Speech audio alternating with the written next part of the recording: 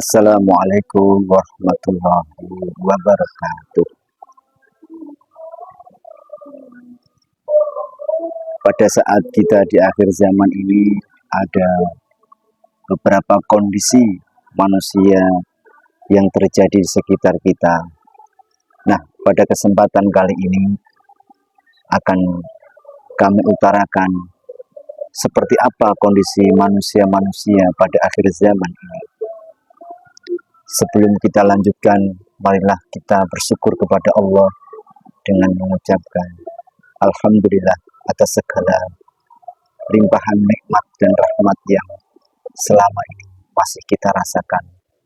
Dan kami haturkan penghormatan yang setinggi-tingginya kepada Ayahanda Guru beserta Tuan Guru Mursyid. Semoga kita semua selalu dalam bimbingan dan rahmatnya dan juga kasih sayang. Saudara-saudaraku semuanya yang dirahmati oleh Allah Subhanahu wa Ta'ala, melalui dunia online ini marilah kita saling mengingatkan dalam hal kebaikan.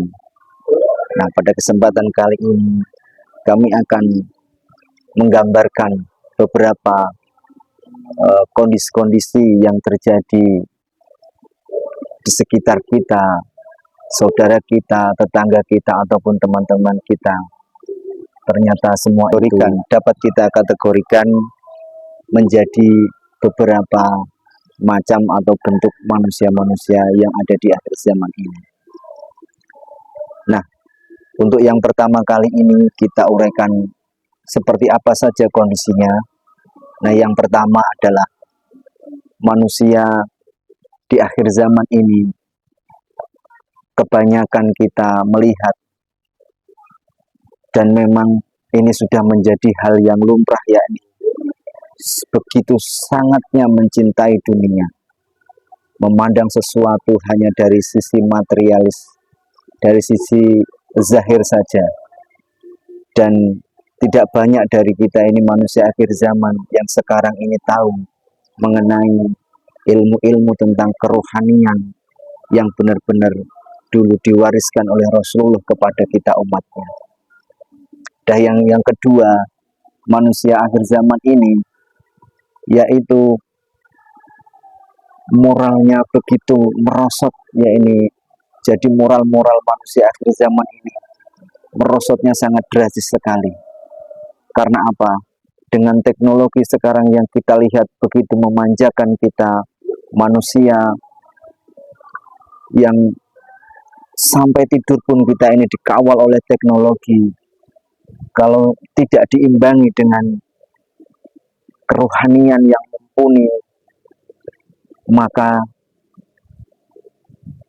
lambat laun itu akan menjadi bom waktu yang akan menghancurkan manusia itu sendiri. Karena nanti pada sampai puncaknya manusia itu akan menjadi manusia yang kering, manusia yang hampa dalam kehidupannya. Karena apa? Dari semua yang kita lihat teknologi ini rata-rata menawarkan, memanjakan hanya dari sisi nafsu belaka. Kalaupun ada dari sisi agama, itu pun hanya sekedar syariat atau kulitnya saja, tidak sampai mendalam kepada ilmu rohani.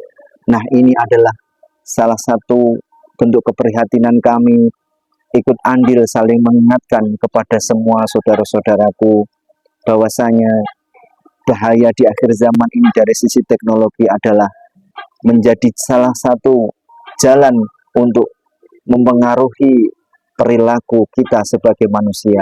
Tanpa terasa, tanpa kita bisa menolaknya, seperti kita ini diserang dari semua sisi dari sudut teknologi ini. Dari mulai dunia medsos, dari mulai perfilman, dari mulai buku-buku, sekarang sudah juga dalam bentuk digital yang sudah begitu membanjiri dunia maya ini. Sehingga mau tidak mau, kita ini tetap menggunakan itu karena memang sudah zamannya.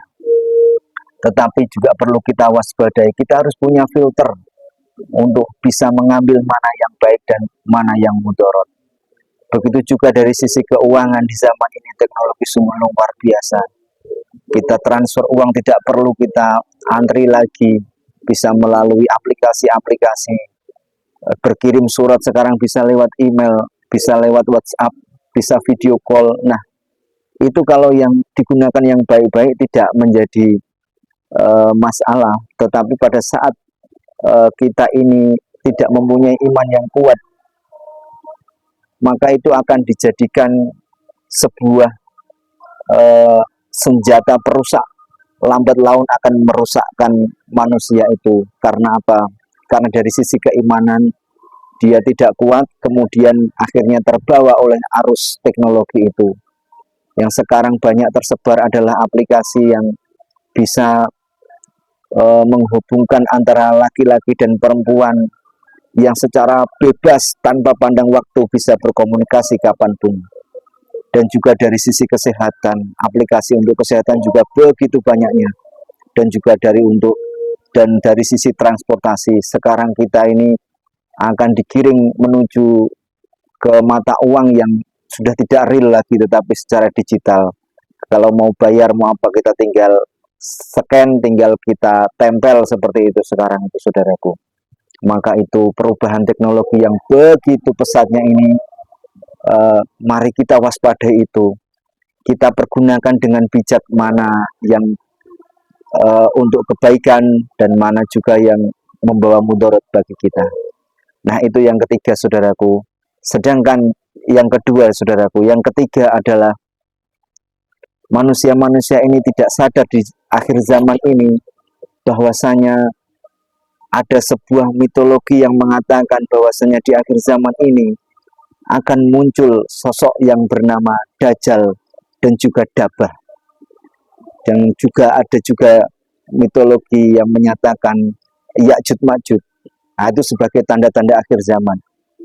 Namun dari sisi yang lain ada juga sebagai antagonisnya atau antitesanya, yaitu ada juga Al-Mahdi, ada juga Nabi Isa. Nah, untuk mendalami topik-topik tersebut nanti satu waktu semoga kami diberi kemampuan oleh Allah untuk bisa menerangkan itu walaupun hanya secara sederhana, hanya untuk berbagi dan saling mengingatkan kepada saudara-saudaraku semuanya. Itu yang ketiga, yakni turunnya Ya'juj Ma'juj, ada turunnya Dajjal, dan juga ada Dabah.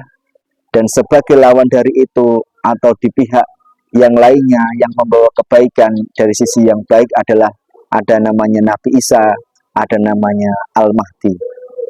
Nah, itu nanti kita kupas secara lebih mendalam dalam sesi berikutnya. Nah, yang keempat yaitu saudaraku, ada juga manusia kondisi, ada juga manusia di akhir zaman ini yang mereka juga tetap beriman walaupun memang seperti digambarkan Rasulullah bahwasanya kita di akhir zaman memegang iman itu seperti memegang bara api. Dipegang kita terbakar, dilepas api terbuang. Seperti itu saudaraku, begitu beratnya resiko kita di akhir zaman ini. Namun mau tidak mau, solusinya hanyalah kita tetap berpegang teguh kepada iman yang diwariskan dan diajarkan oleh Rasulullah, yang dibawa oleh utusan-utusannya sampai pada hari ini. Nah, dan dari semua seluk-beluk manusia akhir zaman dan kondisi yang kami gambarkan itu, untuk kembali dan memperbaiki yang tidak baik, yang buruk-buruk tadi, itu adalah hanya dengan cara kita kembali kepada nur Allah itu sendiri. Dengan nur Allah itulah kita bisa bersambung secara hakul yakin kepada Dia melalui seorang guru yang kita harus menemukan dan mencarinya, saudaraku. Karena hanya itu adalah jalan satu-satunya keselamatan, yaitu dengan iman yang kuat. Sedangkan iman itu tidak seperti yang kita bayangkan. Iman itu ditanamkan, saudaraku, bukan hanya sekedar kita percaya, tetapi harus ditanamkan dulu di dalam dada kita seperti sirah Kanjeng Nabi itu. Yang terjadi zaman dahulu, dada Nabi dibelah dan dibersihkan itu hanya sebagai kiasan saja. Nah, untuk kita manusia biasa tidak mungkin dada kita dibelah, tetapi nur itu ditanamkan oleh siapa? Oleh guru kita, yaitu guru yang menjadi utusan Allah, yang dipilih oleh Allah sendiri, yang akan membimbing kita dan akan menanamkan nur itu ke dalam dada kita. Nah, dan semua itu dapat kita kenali dan ketahui dari tarekatullah. Dan sekarang orang yang mengenal tarekat itu sungguh sangat sedikit, saudaraku. Makanya orang yang beriman pada hari ini itu bisa dihitung jari dengan iman yang hakul yakin, bukan iman yang keyakinan atau yang ngaku-ngaku sebagai orang beriman.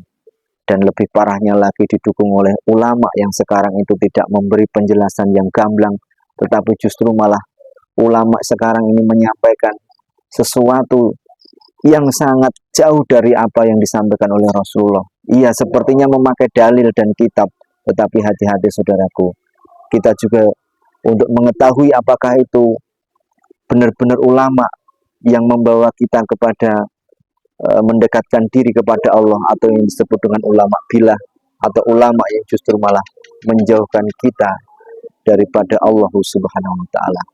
Baiklah saudaraku, nanti untuk lain waktu kita bahas satu persatu. Semoga ada kesempatan dan Allah mampukan kita bisa menyampaikan itu walaupun secara sederhana. Mohon maaf atas segala kekurangan dari kata-kata kami, ada yang kurang tepatnya, dan terima kasih.